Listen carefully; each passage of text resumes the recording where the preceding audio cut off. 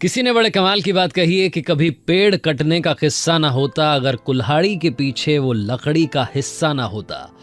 Hi guys, मैं हूं RJ Kartik, my FM से एक छोटी सी कहानी। ये कहानी है रामायण के उस भाग की जब रावण के पेट में, उसकी नाभि में जाकर के राम का तीर लगा था और वो धराशायी होकर के जमीन पर गिर गया था। प्रभु श्री राम की सेना जीत का जश्न मना रही थी।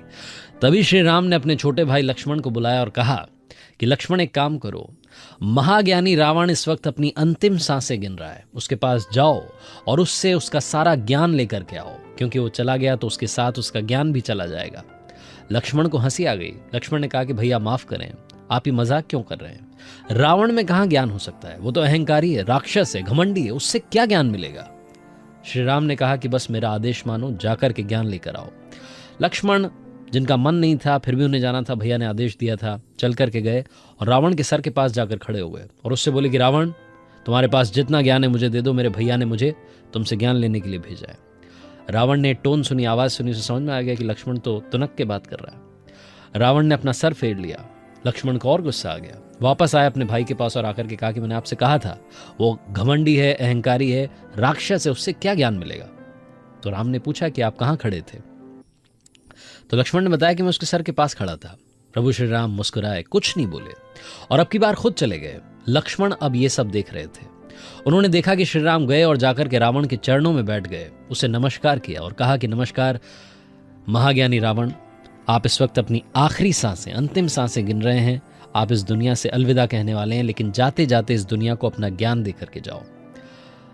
रावण ने श्री राम से बात की और सबसे पहले कहा कि मुझे अच्छा लगा तुमने अपने भाई को संस्कार, अनुशासन सिखाया कि गुरु से जब ज्ञान लेने जाते हैं तो कहाँ बैठा जाता है, ये भी तुमने यहां से अपने भाई को सिखाया। और दूसरी बात, एक बात है जो मुझ में और तुम में अंतर पैदा करती है। मेरे पास में सब कुछ है, मेरे पास में बुद्धि है, बुद्धि में तुमसे उत्तम हूं, धन में तुमसे उत्तम हूं, मेरे पास में सोने की पूरी नगरी लंका है, तुम्हारे पास में सिर्फ सोने का एक महल है। मेरे पास में हर वो चीज है जो इस दुनिया में होनी चाहिए, लेकिन एक चीज मेरे पास में नहीं थी जो तुम्हारे पास में थी।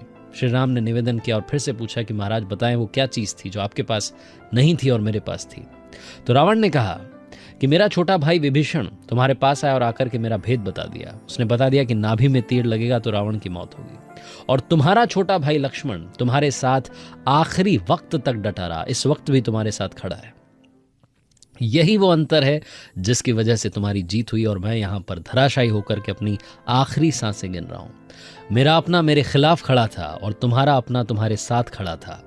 जिंदगी में, दुनिया में सबसे बड़ा ज्ञान यही देना कि जब अपने साथ होते हैं तो दुनिया का बड़ा से बड़ा युद्ध जीता जा सकता है। जब अपने खिलाफ होते हैं तो बड़े से बड़े युद्ध को भी बड़ा से बड़ा बलवान जीत नहीं सकता। छोटी सी कहानी, अपनों के साथ कर दिखाओ कुछ ऐसा कि दुनिया करना चाहे आपके जैसा।